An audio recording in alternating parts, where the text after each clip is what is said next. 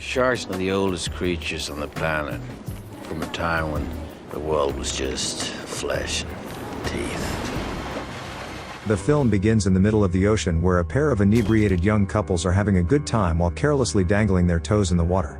After kicking up a stir, they begin to feel a rumble, when a man-eater breaks its way through the floorboard, startling all four overboard. The shark goes for a couple who aren't able to get out in time but are luckily saved by a mysterious stranger. On mainland, the head of an ocean research station's been called in by her financial backer for the lab shark fiasco. The corporate executive Russell's already sunk $200 million into Susan's research on a cure for Alzheimer's, and is told that her experiments on the sharks will give him the results he needs by Monday morning. On her way back to the lab, Russ joins Susan and wants to investigate their facility Aquatica, a former World War II submarine loading station that the team's converted into a laboratory with Russell's money. They land and are greeted by marine biologist Janice, who gives the boss a tour. Meanwhile, the resident shark expert and savior of drunken couples, Carter, has noticed that a tiger shark they've recently picked up has a license plate caught up in its teeth. Russell watches on, nervous and unaware of Carter's capabilities, as he does the old 180 slip a shark technique and removes the plate. As the majority of the staff leave for the weekend with just a skeleton crew staying on, the guest is shown to a containment pen that houses the facility's three main test sharks. Carter doesn't show any respect for Russell, calling him a suit and walking away, then blames the rig's engineer Tom for leaving the gate open and allowing the shark to escape, but he assures him that he locked it. Russell's taken by elevator down 3 stories, past Aquatica's living quarters where the residents are constantly haunted by the experiments. Inside the shark wrangler's workshop, the two begin measuring fish sticks again when Russell brings up Carter's prison record as a point of concern for their business, but Carter says he did 2 years for smuggling and now abides by his parole. When night falls, Carter puts on his diving gear and goes into the Mako's tank for feeding time. He watches intently as Tom feeds a smaller fish to the test Makos and they begin to work as a team to attack it. The rig's chef has the unfortunate name of Sherman Dudley, and has a pet parrot that he feeds whipped cream as it spouts off profanities. Sharks are Susan's main focus in her studies due to them never losing brain activity as they age, unlike the brilliant but lazy Dr. Whitlock. During the night, the station's tower operator Brenda calls Susan to the surface level where they've set up a surprise birthday party, where Chef tells Russell to leave the crazy white people things like climbing Mount Everest alone. During the party, Jan tells her boss that they've used hormones to increase the shark's brain size in order to harvest more protein matter, and that they would genetically engineer a larger shark brain if they were allowed, but that violates many codes of ethics. Carter attempts to court Susan, but she blows him off, telling him that her mind's on their work. He then brings up how the test sharks have developed a pack mentality and will only eat other living sharks, but Susan squashes it by saying that if they can't finish this cure by Monday, they all lose their jobs. Trusting that Tom did as he said earlier and locked the shark pen correctly, Carter suspects the sharks are escaping by going over the already 8-foot-high barrier and has it raised even more. To prove that the research is working, Carter's sent in to capture one of the Makos when everyone gets to see just how synchronized they now are, as well as how intelligent when they recognize Carter's gun and back away from it. Having to go inside the pen himself to get a better shot, the sharks knock out all the cameras and charge at him, but the Wrangler uses his tank as bait for the creature, then hits it from the side with a dart. With a large storm approaching, the power cuts out and all communications lost with Carter, but he returns safely with the sleeping specimen. They begin a brain scan on the large female, where after a jump scare that they just chalk up to the shark having a bad dream, Susan extracts some brain protein while Janice monitors vitals and Carter keeps the beast calm. Adding the complex to an Alzheimer patient's inactive brain matter, they see the neurons begin to fire and realize they've done it. As they begin to celebrate their discovery, Whitlock gets too close to the dormant shark when it suddenly attacks and bites his arm clean off. When Carter attempts to shoot it, Susan manages to free it back into its pen before he destroys the cure. Needing to get him to a hospital, Brenda calls in a helicopter to evacuate one-armed Whitlock, but the storm's formed into a hurricane. In the insane conditions, they manage to attach him to its winch and get back inside the station, but before he can be pulled up, the mechanism fails, sending Whitlock plunging into the Mako den.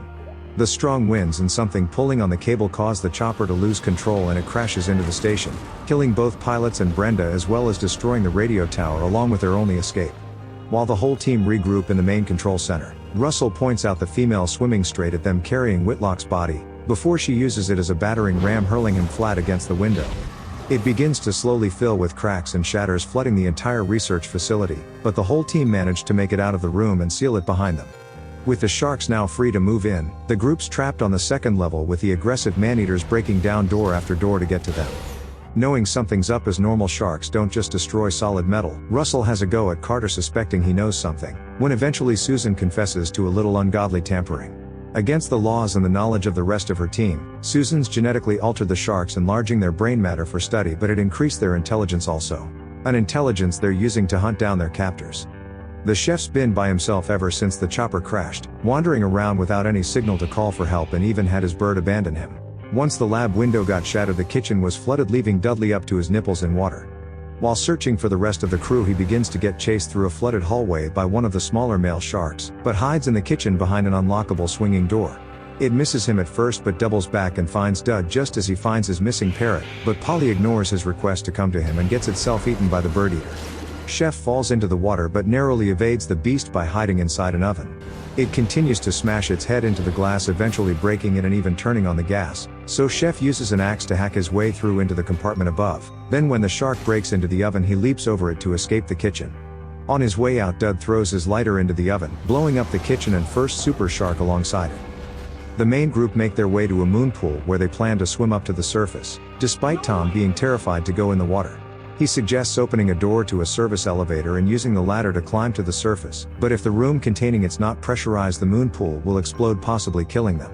They begin to fight among themselves when Russell stops them with a dramatic speech emphasizing the need for group unity. He talks about his time surviving an avalanche on Mount Everest and makes it sound like they ate 2 of their team, remarking that nature is scary but humans are scarier, when suddenly the female drags him straight into the moon pool and devours him with the last male. Obviously choosing to take the latter now, they open the door, causing the ocean to flood in through the pool as the elevator shaft wasn't pressurized. They escape and just manage to seal the door behind them before beginning to ascend the ladder, but the large Mako after a few attempts smashes down the hatch. The top levels burning above the survivors while the station's foundations begin buckling below them under the weight of the water. Carter opens a door on their way up to a semi-flooded level in hopes that it'll fill first and buy them time. With the female getting closer, he barely makes it back onto the ladder, but while climbing back up, it detaches from the wall and gets wedged in the shaft, causing Janice to fall into the water and leaving the rest dangling over it. Despite Carter's attempts to save her, the shark bursts from the water with the biologist in her mouth and drags her back into the blue water, turning it red. With only Carter, Susan and Tom left, they begin to hear bashing against the next door up, and suspecting to be greeted by a flood of water, the doors open to reveal a surviving Dudley. With the stairwell to the surface flooded, the team plans to turn on the bilge pump in the control room to drain it out. While looking for some batteries for the torches, Tom remarks that time's moving slowly. When Chef says that putting your hand in a hot pan for a second can seem like an hour, putting it in a hot woman for an hour can feel like seconds, which is the best explanation of relativity that Tom's ever heard. Carter and Tom go to the flooded lab while Chef stays with Susan, but she instantly leaves to retrieve her research, saying that otherwise everyone died for nothing. She goes to her submerged office and collects her research when an approaching shark turns out to just be her test model. It appears to return, but it's actually the final male shark which goes at her. Making it out of the water without the research, she strips down to her underwear and uses her wetsuit as insulation under her feet for protection. She rips an active power line off the wall behind her, and when the shark charges, she jams it into the creature's mouth. After a brief light show, the final male super shark is finally destroyed with all of the research along with it. Inside the control room, Carter has a brief scare when coming across the body of Whitlock. He works together with Tom to clear debris from a control panel and get the bilge pump turned on, when the female attacks and nails Tom into the console before tearing him in half. Before the Mako returns and gets Carter, she diverts just before he opens a sealed door into a dry hallway. Dudley finds a video camera and tries to think of a message for his wife and kids, but just ends up revealing his secret omelet recipe. He bags it up when Carter returns and the two mourn over the death of their friend. They rejoin the frazzled Susan, and with the bilge pump failing when the console was destroyed, they have no other choice but to swim the 60 feet to the surface. The three decompress a chamber, letting it fill to the brim while praying to Poseidon for safe passage. When it completely fills, they exit a hatch and use fire extinguishers as distractions while swimming to the surface. It works as the female takes the bait and they make it up alive, but Chef's suddenly grabbed by the Mako and dragged through the water.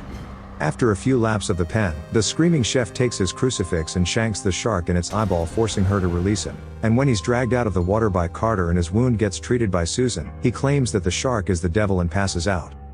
Carter realizes that the 8,000-pound Mako's whole objective has been to flood the facility to break the foundational pillars, in order to lower the titanium fences and get through the weaker steel ones across the top. Before it can, Carter comes up with a plan involving dynamite strapped to a harpoon and a metal cable to a car battery, but when he tries to get a shot on it, the creature's too far away. It's almost made it through when Susan cuts her hand and leaps into the water, using herself as bait to bring it closer. When it comes at her, she attempts to climb out, but the ladder breaks, leaving her stranded. So Carter leaps into the water to try and save her, but is too late as Susan von Frankenstein is killed by her own creation. Not able to escape up the same ladder, Carter is able to use his slip the fish technique from the tiger shark earlier and grab hold of its fin. With nothing left to do but be dragged along until she inevitably shrugs him off and eats him, Sherman Dudley has regained his consciousness and despite all his injuries makes his way to the tower and deduces their plan from the equipment. He fires the harpoon through the Mako's dorsal fin, but it also goes straight through Carter's thigh. Not wanting to blow his own friend up, Chef's told by Carter to just do it, and before the line runs out and the creature makes it into open water, he connects the trailing wire, sending an electrical current into the explosive harpoon, blowing the shark up in spectacular fashion. With Chef thinking he's all alone, it's shown that Carter managed to grab hold of the fence in time to separate himself from the Mako before the explosion. He swims back to the ruins of Aquatica and the two survivors share a moment of relief. Dudley asks if they're sure there were only 3, prompting Carter to nervously remove his feet from the water. Just then a boat full of staff get to work for the morning shift and are told they've got the day off. And the movie ends. They're hunting in packs, like wild dogs. They'll only eat other sharks. You're reading too much into it. Wow. So you made it. I appreciate your time. I couldn't have done it without you. Tell your mother I said thanks. Jim and I used gene therapies to increase their brain mass. As a side effect, the sharks got smarter.